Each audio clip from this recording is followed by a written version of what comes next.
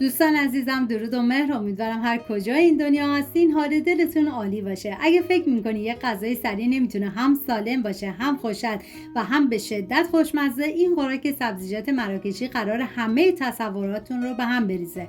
فقط آخرشو ببینید تا بفهمید چرا هر کی امتحانش کرده عاشقش شده.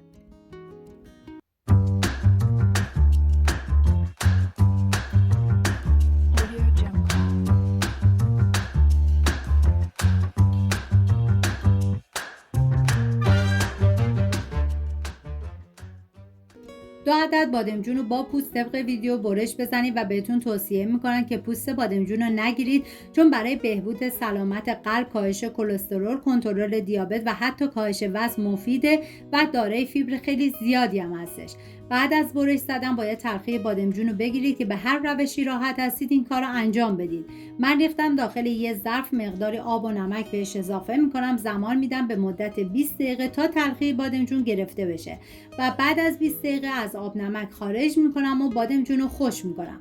بعد از خشک کردن باید بادمجون رو سرخ کنیم. من برای اینکه از روغن کمتری استفاده بشه چند اسپری روغن میریزم و میذارم داخل ایرفرایر با دمای 180 به مدت 27 دقیقه. شما میتونید داخل فرم این کار رو انجام بدید. اگه فرم نداشتید داخل تابه روغن بریزید و بادمجون رو سرخ کنید. توی این فاصله میریم سراغ پیاز که نیاز به 3 عدد پیاز داریم. به صورت اسلایسی ریز میکنم. من اندازه ها رو هم در طول ویدیو میگم، هم داخل دیسکریپشن نوشتم و این غذا برای 4 نفر در نظر گرفته شده. شما بر اساس تعداد نفرات مواد و کم یا زیاد کنید. داخل تابه مقداری روغن کنجد میریزم که شما از هر نوع روغن یا کره‌ای که دوست داشتید میتونید استفاده کنید. بعد از داغ شدن پیازهای ریز شده رو بهش اضافه میکنم و هم میزنم، زمان میدم تا پیاز سرخ بشه و بهتون پیشنهاد میکنم که این خوراک سبزیجات مراکشی رو درست کنید، چون مطمئنم هر کی بخوره عاشقش میشه. نیاز به 2 عدد کدو سبز دارین که با پوست برش بزنید و بازم بهتون توصیه میکنم که اصلا پوست کدو سبز رو نگیرید. برای هضم بهتر خیلی عالیه و منبع فوق‌العاده از فیبر رژیمیه. ویتامین C و پتاسیم هم داره. کدو سبز رو هم باید سرخ کنین که من مجدد گذاشتم داخل ایرفرایر، بازم با دمای 180 به مدت 27 دقیقه. زمان میدم تا سرخ شه و بعد از ایرفرایر خارج میکنم.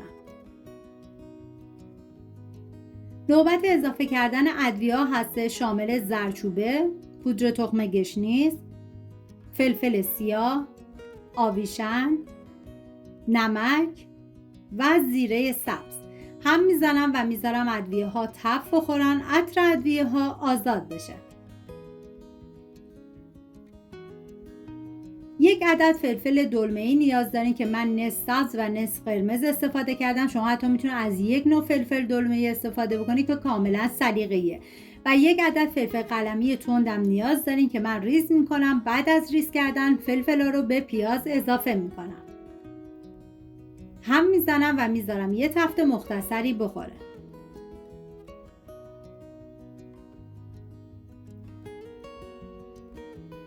6 حبه سیر رو با دنده ریز رنده بکنید و سعی کنید که پودر سیر رو جایگزین نکنید، چون سیر تازه عطر و طعم این خوراک رو فوق‌العاده خوشمزه تر میکنه.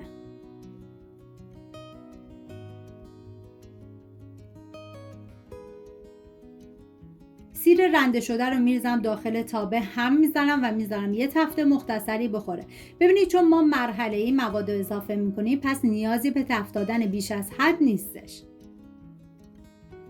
2 قاشق غذاخوری رب گوجه نیاز داریم، میریزم داخل تابه، هم میزنم و میذارم رب تف بخوره، رنگ رب باز بشه. واقعا من هرچه از عطر و طعم و خوشمزگی این غذا بگم کمه. برای این غذا ما نیاز به گوجه فرنگی داریم که شما میتونید از 100 عدد گوجه فرنگی استفاده بکنید و به صورت نگینی ریز بکنید.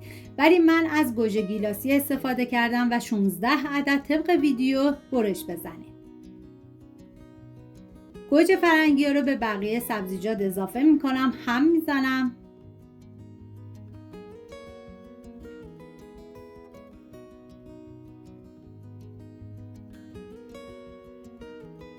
و حالا بادمجون و کدوی سرخ شده رو توی این مرحله باید به بقیه مواد اضافه بکنید.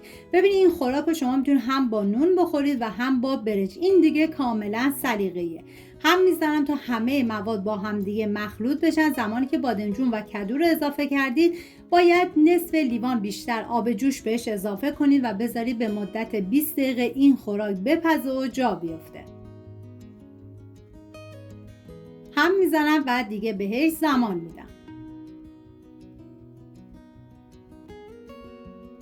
و من مقدار گوجه گیلاسی هم توی این مرحله بدونی که ریز کنم به خوراک اضافه کردم که کاملا سلیقه‌ای و قابل حذفه. اگه دوست نداشتین میتونید دیگه این گوجه گیلاسی این مرحله رو حذف بکنید.